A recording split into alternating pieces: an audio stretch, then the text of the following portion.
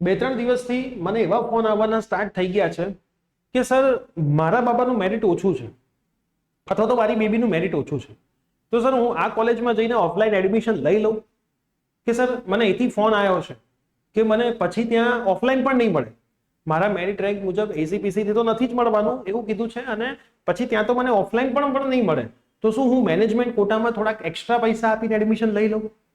મારા છોકરા કે છોકરીને એડમિશન નહીં મળે એવું તો નહીં થાય ને? તો આજના વિડીયોની અંદર હું તમને આનું એક રહસ્ય કહેવાનો છું.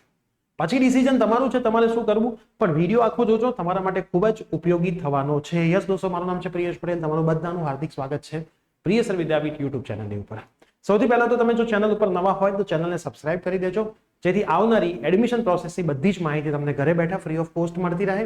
અને આપણે એના માટેના વોટ્સઅપ ગ્રુપ બનાવ્યા છે, જો તમે એક પણ વોટ્સઅપ ગ્રુપમાં હોય તો ફરીથી ના જોડાતા ના હોવ તો ડિસ્ક્રિપ્શન બોક્સમાં લિંક છે, જોડાઈ જજો. અને આપણા ઇન્સ્ટાગ્રામ હેન્ડલ પ્રિયસર વિદ્યાપીઠ પર લાસ્ટ યરના કોલેજના કટ ઓફ આપણે મૂક્યા છે, ના વિઝિટ કરી હોય તો ઇન્સ્ટાગ્રામ હેન્ડલ પણ વિઝિટ કરી લેજો. હવે હું તમને એક વાત કહું, ધારો કે તમારા બહુ સારા માર્ક છે સન કે ડોટરના, તો તમારે કોઈ ચિંતા કરવાની જરૂર જ નથી. એસીપીસી થી સરસ મજાનું સારી જગ્યાએ એડમિશન થવાનું છે.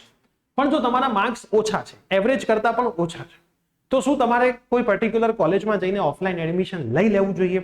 આ ક્વેશ્ચનનો જવાબ હું તમને આપીશ કે માની લો એક્સ કોલેજ છે, તમારી વિસ્તારની આજુબાજુમાં એક્સ વાય અને ઝેડ 3 કોલેજ છે. તમે એવું નક્કી કરી લીધું છે કે ભાઈ તમારે તમારા સન અને ડોટરને આ એક્સ વાય કે ઝેડ માંથી આ એક્સ કોલેજમાં જ મૂકવો છે અને એના માર્ક પ્રમાણે એને નજીકની જે કોલેજ છે એમાં એક્સ કોલેજમાં જ મળે એમ છે. વાય ઝેડ કદાચ એક્સ કરતા બહુ સારી કોલેજ છે પણ એમાં મળે એમ નથી, પણ એક્સમાં મળે એમ છે. તમે આવું નક્કી કરી લીધું છે, તો તમે આ કેસની અંદર એક્સ કોલેજમાં ડાયરેક્ટ એડમિશન લઈ શકો છો.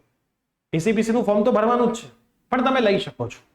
હવે સવાલ એવો આવે કે સર એક્સ કોલેજ વાળા એક્સ્ટ્રા ફીની માંગ કરે છે, તો શું આપવી જોઈએ?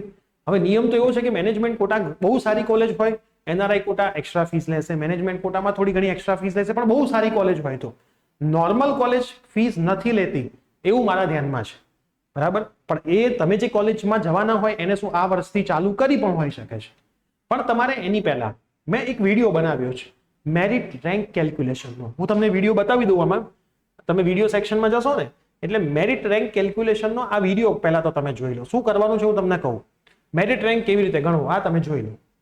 તમારો મેરિટ રેન્ક તમે તમારા સનનો આ મેથડ, સન કે ડોટરનો તમે આ મેથડથી જોયો અને તમને ખબર પડી કે ભાઈ 4000 અથવા તો 14000 અથવા તો 20000 આવે છે. હવે જે ફલાણી એક્સ કોલેજ છે એ તમને જો રેગ્યુલર ફીઝમાં જ એડમિશન આપી દે છે તો કોઈ પ્રોબ્લેમ જ નથી, લઈ લો કે ભાઈ કોલેજની ફી 80000 છે, તમારે 80000 જ ભરવાના, આવી જાવ, સીટ કન્ફર્મ કરી લો, તો કોઈ ચિંતા નથી. તમને મનગમતી બ્રાન્ચ અને તમને મનગમતી કોલેજ મળે છે તો લઈ લો, કોઈ વાંધો નથી. પણ તમને એ લોકો એક્સ્ટ્રા ફીસ માંગે છે તો તમે તમારો મેરિટ રેન્ક પહેલા તો આ નિયમ પ્રમાણે ગણી લો અને પછી એ જ કોલેજનું તમારે જે બ્રાન્ચ લેવું છે એનું લાસ્ટ યરનું કટ ઓફ જુઓ. હવે સવાલ એવો આવશે સાહેબ ક્યાંથી જોવું? આપણી એપ્લિકેશન પ્રિયસર વિદ્યાપીઠ ડાઉનલોડ કરી લો, ડિસ્ક્રિપ્શન બોક્સમાં લિંક છે. તમે જેવી રજીસ્ટર કરશો ફ્રી ઓફ કોસ્ટ છે, હોમ પેજ ઉપર માય કોર્સમાં તમને એસીપીસી નો એક કોર્સ ફ્રીમાં મળી જશે. એસીપીસી ના કોર્સમાં લાસ્ટ યરના એ કોલેજના એ બ્રાન્ચના કટ ઓફ તમે જુઓ છેલ્લા રાઉન્ડના. શું તમારો મેરિટ રેન્ક એ કટ ઓફ પહેલા આવી જાય છે તો તમને ત્યાં એસીપીસી થી મળી જ જવાનું છે, એક્સ્ટ્રા ફીસ આપવાની જરૂર નથી. પણ શું તમારો મેરિટ રેન્ક એ કોલેજના લાસ્ટ યરના કટ ઓફ કરતા બહુ દૂર છે તો તમને મળવાના ચાન્સીસ આ વખતે પણ ઓછા છે. તો પછી જો તમારે એક્સ્ટ્રા ફીસ ભરીને એડમિશન લેવું હોય તો તમે લઈ શકો છો. બાકી તમને જો મળતું હશે તો એસીપીસી થ્રુ મળી જશે, તો એક્સ્ટ્રા કોઈ ફીસ ભરવાની જરૂર નથી. આ કેસમાં તમારે થોડુંક હોમવર્ક કરવું પડશે. હોમવર્ક કર્યા વગર જશો તો એક્સ્ટ્રા ફી લઈ જ લેવાના છે. કોલેજ વાળા તમારા ડરનો ફાયદો ઉઠાવી જ લેવાના છે. એમને તો પૈસાથી મતલબ છે, પૈસા એમને મળી જ જવાના છે. પણ આ બધી વસ્તુનું તમે ધ્યાન રાખશો. જો અમુક કોલેજની અંદર સીટો ખાલી રહે છે, બરાબર, અમુક કોલેજની અંદર સીટો ખાલી રહે છે. જો કોઈ અમુક એવી કોલેજ જે લાસ્ટ યરની સીટો ખાલી છે, બધું જ મેં બતાવેલું છે, એ તમે લાસ્ટ યરની પીડીએફ જોશો તમને ખબર પડી જ જશે.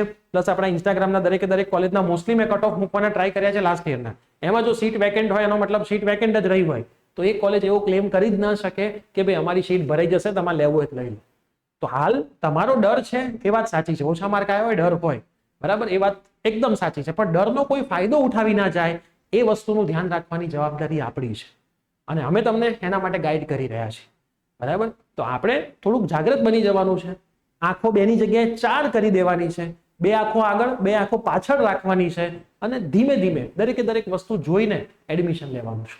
હું તમારી સાથે છું તમારી એડમિશન પ્રોસેસના છેલ્લા રાઉન્ડ સુધી, બરાબર. રિસપલિંગ રાઉન્ડ સુધી હું તમને સમજાવતો રહીશ બધી વસ્તુ. તમારે ખાલી સપોર્ટ શું કરવાનું છે, ચેનલને સબસ્ક્રાઇબ કરી દેવાની છે, વોટ્સઅપ ગ્રુપમાં જોડાયેલા રહેવાનું છે, ઇન્સ્ટાગ્રામ ઉપર જોડાયેલા રહેવાનું છે અને આપણા આ વિડીયોને મેક્સિમમ તમારા મિત્રો સુધી શેર કરવાનું છે. તમે આમ તો સરસ રીતે શેર કરી જ રહ્યા છો, જેથી લાખો વિદ્યાર્થીઓ સુધી આપણે ઘેર બેઠા પહોંચી શકીએ છીએ અને એમને પણ કંઈક ને કંઈક અહીંથી નોલેજ મળી શકે છે. તો આ વિડીયો તમારા બધા જ મિત્રોમાં શેર કરી દેજો. આઈ હોપ હું જે સમજાવવા માંગુ છું તમે સમજી ગયા હશો. મળીશું આવી જ કોઈ નવી અપડેટ સાથે. Till then bye bye, take care.